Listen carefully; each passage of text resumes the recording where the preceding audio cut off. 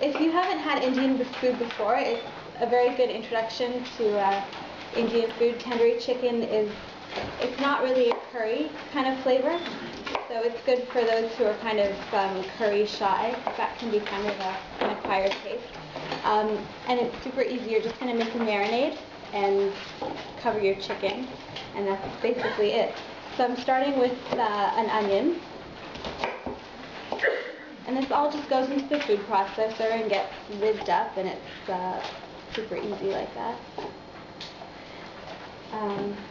And some garlic. I tend to use the little frozen cubes of garlic and ginger and herbs and stuff like that. But just to show you how easy this is, I'll do it the hard way.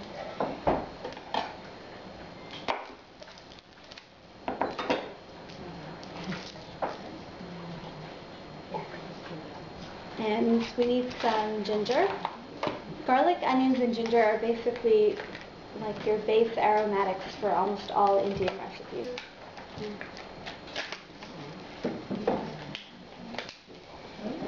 We need a little lemon juice. This will give it kind of like a tangy flavor. And you can use the concentrate version, doesn't matter, it's like so easy. Vegetable oil. I don't use olive oil for this because it has an olivey flavor, and that's not really what I'm aiming for here. How much oil was that? I'm kind of eyeballing it. I've got like measurements in there that are more exact. So it's like a quarter cup. Half a cup. Oh, I'm making less than the recipe calls for, so you'll have to adjust based on your recipes. Now, tandoori chicken is spicy, so we're going to use a real chili here, and you see this little like spicy chili meter, which ones you can handle. Where would you get that? That's whole chili. This, it was in the grocery, I think it was Loblaw. Typically, the smaller the chili, the hotter it is. So, like, one of these little guys can bring your husband to his knees. So, You don't have the chili on here, though. You use cayenne pepper. You can use cayenne pepper, too. Yeah. I'm doing it, like, the hard way, just to show you how simple it is. But if you want to substitute cayenne pepper, just like a half teaspoon or a teaspoon, whatever you can handle, basically. Actually, I'm just going to cut that again. Does it change the flavor? It makes it hotter. So if you use the real one, it's Oh, you mean cayenne versus the real one? A little bit, not a lot. It's really subtle difference. So it doesn't really make a huge difference. Just a little bit of salt. And the thing that makes it red is the tandoori spice. This I got from Israel. You can get it at Genesis Bulk Foods. It has a texture there. This isn't spicy. It's a spice mixture. It has its own sort of unique flavor, and it's like the ingredient in tandoori chicken, but it's not actually hot. Where did you get that one? Genesis. This particular one's from Israel. Oh. But you can get them at Genesis Bulk Foods. They have a texture there. What's it called in Israel? Tandoori? The same tandoori. In Hebrew, tandoori? That's the tandoori spice? Yeah. And then basically you just whiz it together.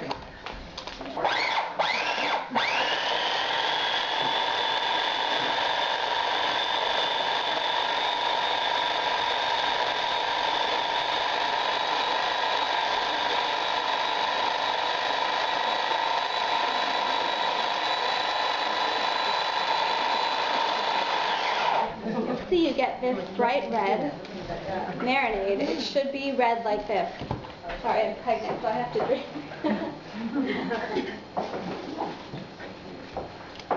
And then it's just a matter of coating your chicken.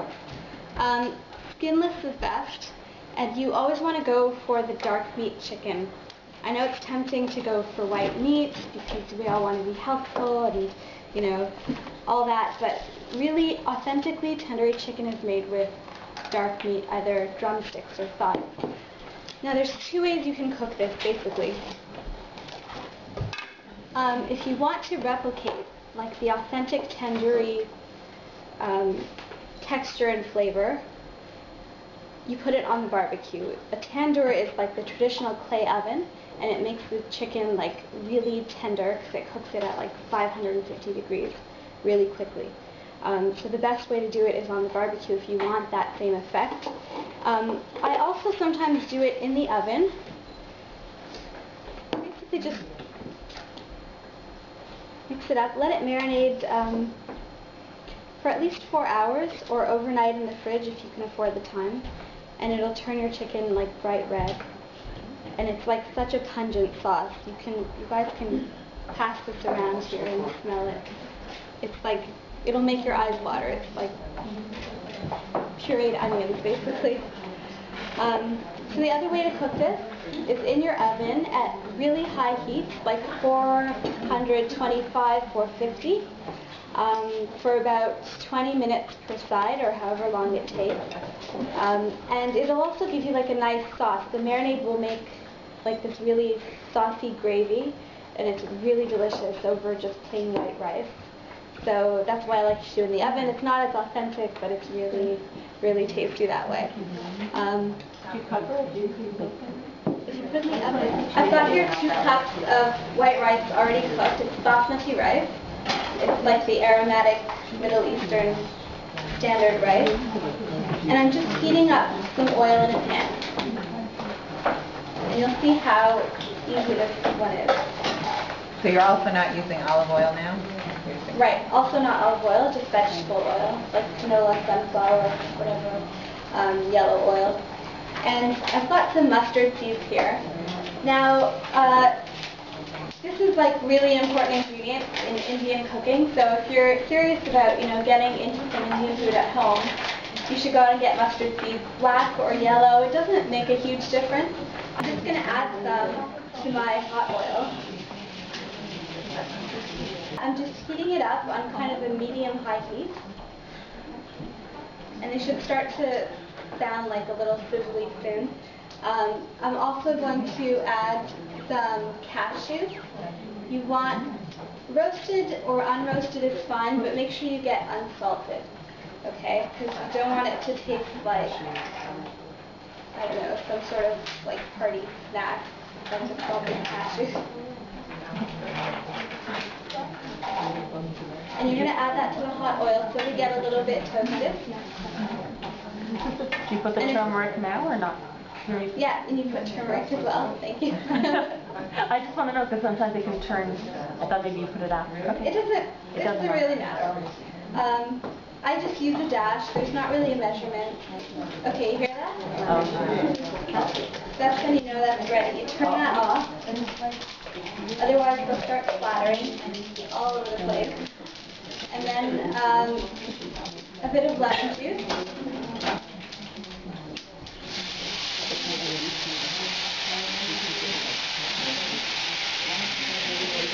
For 2 cups of rice, you want about a 1/4 cup of lemon juice. This is actually fresh lemon juice in like a bottle. You can get it at Loblaws, but you can use the concentrated version too. I'm just going to pour that over the rice. All the Indian families I know use the lemon juice from concentrate in this, so you don't have to be all like,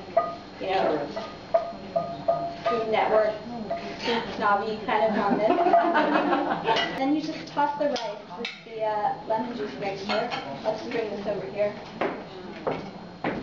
to show you guys. What would you serve that with? Tandoori chicken. Chicken, anything. Anything. It's just a rice side dish. It's not spicy. If you wanted to make it spicy, you could add a couple of chopped chilies. Or cayenne pepper. Or cayenne pepper, right? You should learn. We're going to taste everything after everyone. And see, it turns this bright yellow. And I like to add a little chop of fresh coriander or cilantro as well to it, just to give it some color and a little more flavor. Not everyone likes cilantro. Not everyone eats cilantro, so it's totally your call on that.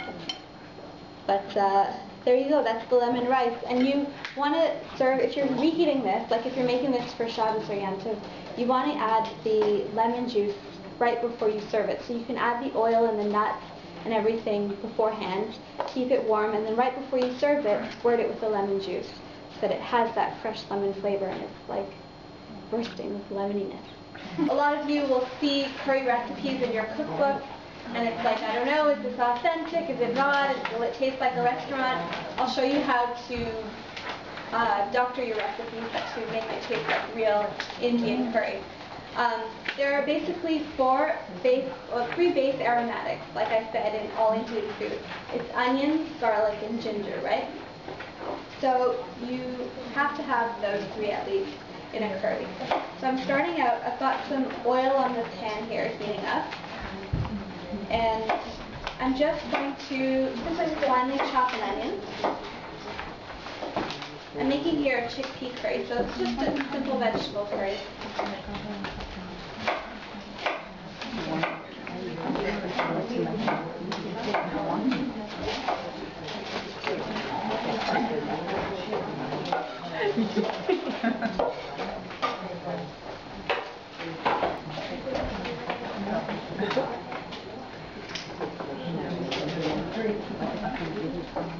Alright, so I was talking about base aromatics, right, for any kind of curry.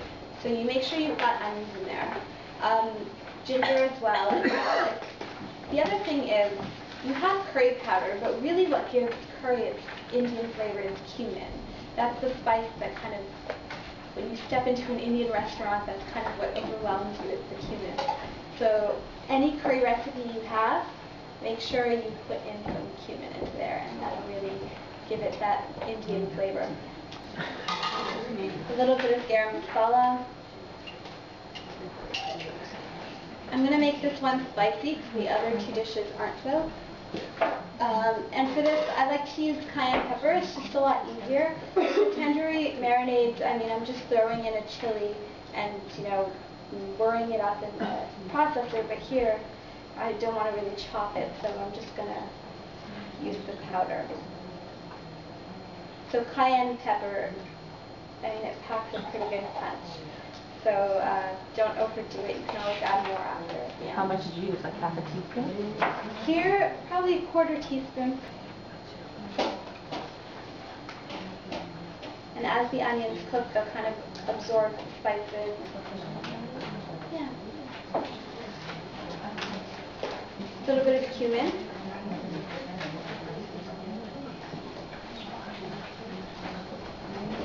Do you use the cumin powder or the seeds? That's a good question. I use cumin powder.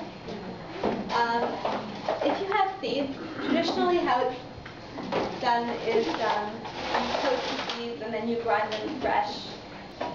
Okay, so I'm going to add a little salt.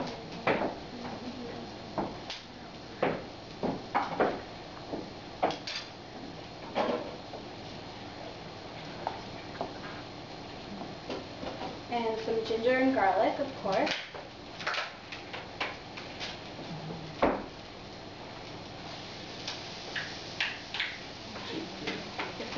I just threw in 2 cubes of the ginger, and I'll throw in about a cube of the garlic. I mean, it's not so exact. You can kind of go with your preferences too, in terms of these different flavors.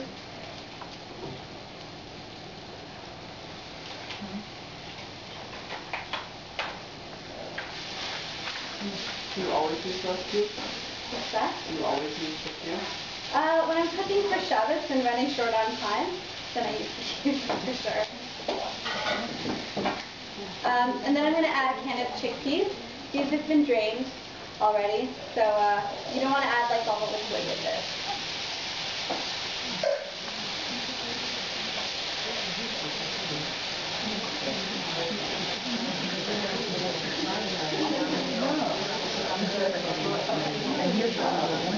You can substitute any vegetable you really like. This is like a very basic recipe, so any kind of curry you want to make, instead of chickpeas, you can add eggplant, zucchini, whatever you want. This is like the basic method of making curry. For potatoes, you need to add some water? Yeah, so I was going to add water anyway.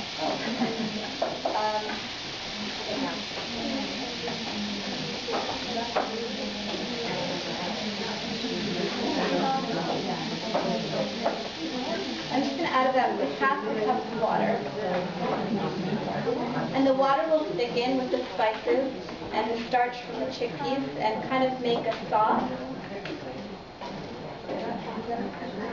And the more sauce you want, the more water you add, right? So if you want this kind of like a dry spiced vegetable, don't add too much water. If you want like a really saucy thing to pour over rice, you can add more water and let it cook down and get thick. You can substitute any vegetable you really like. This is like a very basic recipe, so any kind of curry you want to make, instead of chickpeas, you can add eggplant, zucchini, whatever you want. This is like the basic method of making curry.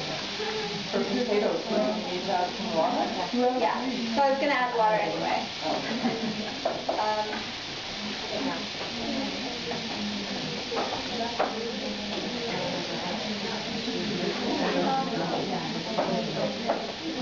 I'm just going to add about half a cup of water. And the water will thicken with the spices and the starch from the chickpeas and kind of make a sauce. And the more sauce you want, the more water you add, right? So if you want this kind of like a dry spiced vegetable, don't add too much water. If you want like a really saucy thing to pour over rice, you can add more water and let it cook down and get thick.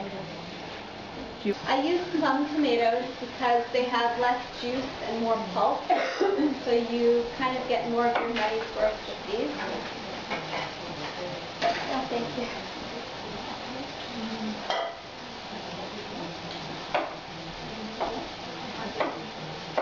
I'm just going to dice this up. And this is going to go right into the curry.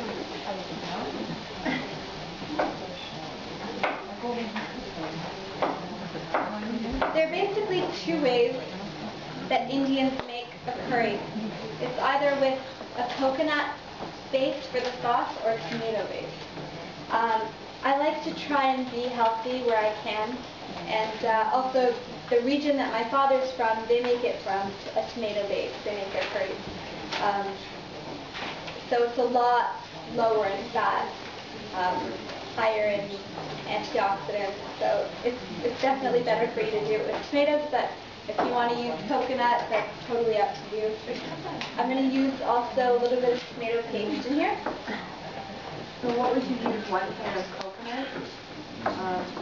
I wouldn't use the whole can. Well, it depends how much you're using, right? The recipe I gave you is no tomato base.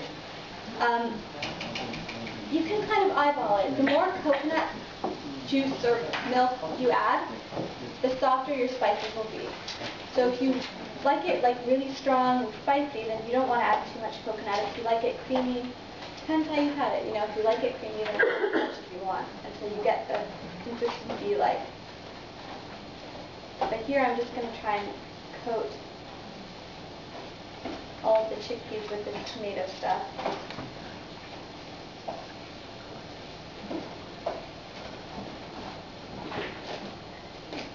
I'm just going to add a little bit more water to thin out the tomato paste. Really incorporate it. And you can already smell it. It's a very fresh vegetable-y, but also spicy kind of smell. My husband always goes crazy when he comes home and smells this. He gets really excited. So I make it a lot. I also add a bit of lemon juice. Again, it doesn't have to be fresh. And that's basically done. I'm going to take it off the heat.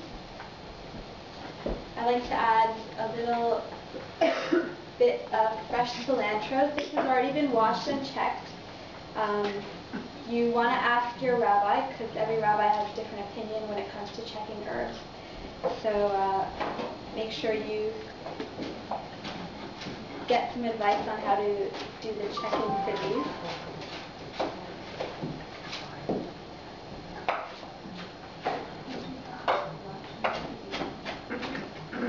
I'm going to run my knife through it.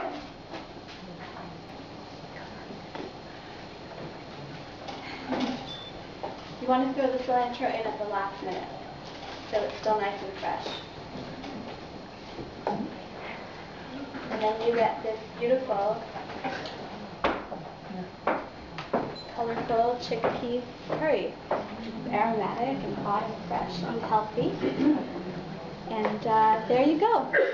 That's 3 Indian dishes for you. Do you mash them up, the chickpeas, or they stay whole? No, they stay whole like that. And you could serve it over white rice,